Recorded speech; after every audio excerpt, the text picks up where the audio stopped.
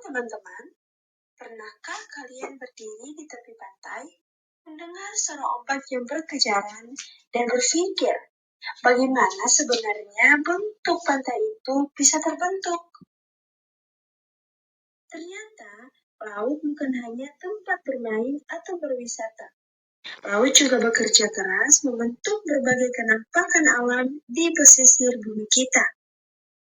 Nah, dalam video kali ini, kita akan mengenal lebih dalam tentang geomorfologi marin. Cabang geomorfologi yang mempelajari bentuk lahan hasil kerja tenaga laut. Apa sih geomorfologi marin itu? Secara sederhana, geomorfologi marin berasal dari kata mare yang berarti laut. Jadi, geomorfologi marin membahas segala bentuk permukaan bumi yang terbentuk karena proses dan tenaga laut. Tenaga utama yang berperan di sini ada 3, yaitu ombak, arus laut, dan pasak surut. Ketiganya bekerja terus-menerus, mengikis, mengangkut, dan mengendapkan material di sepanjang garis pantai. Dari proses inilah lahir berbagai bentuk lahan pantai yang kita kenal. Proses-proses marin. Apa saja sih proses-prosesnya? Yang pertama ada proses abrasi. Proses abrasi yaitu pengikisan batuan di tepi pantai oleh ombak. Ombak yang terus-menerus menghantam daratan mampu memecah batuan keras menjadi pasir. Dari sinilah terbentuk tebing pantai atau yang disebut dengan sea cliff. Yang kedua ada proses transportasi, yaitu saat ombak dan arus laut mengangkut material hasil abrasi seperti pasir, kerikil, dan lumpur ke tempat lain. Dan yang ketiga ada proses sedimentasi atau pengendapan. Saat tenaga ombak melemah, material yang dibawa ini akan mengendap dan membentuk berbagai bentuk lahan baru seperti spit, tombolo, dan gosong pasir. Bentuk-bentuk lahan marin. Ada apa saja ya di bentuk-bentuk ini? Beberapa bentuk lahan penting yang dihasilkan oleh proses marin antara lain, yang pertama itu ada tebing pantai atau sea cliff. Terbentuk akibat abrasi ombak pada tepi daratan. Tuh, biasanya tinggi, curam, dan langsung berhadapan dengan laut. Contohnya bisa kita temukan di pantai selatan Jawa atau Bali. Yang kedua ada gua laut atau sea cave.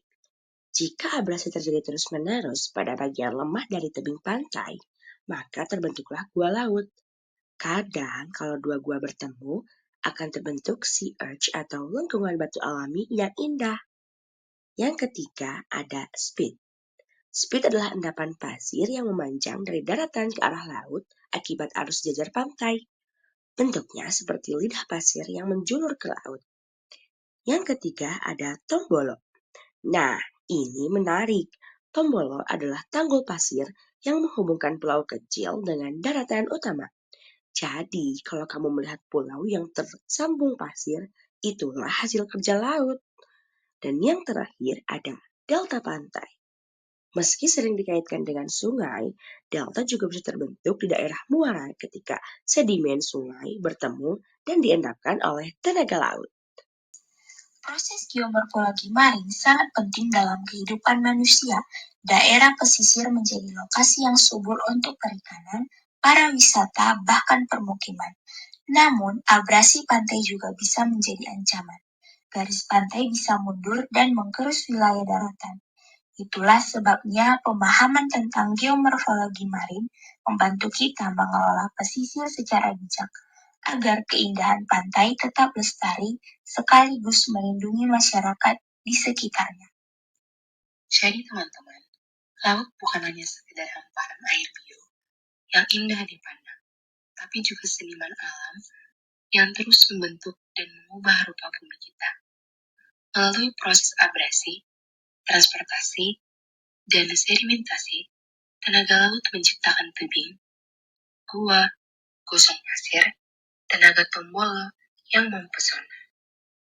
Itulah sekilas tentang geomorfologi marin, kisah tentang bagaimana Laut menjadi pemahat keindahan bumi. Terima kasih sudah menonton. Semoga bermanfaat dan jangan lupa cintai alam kita. Bye.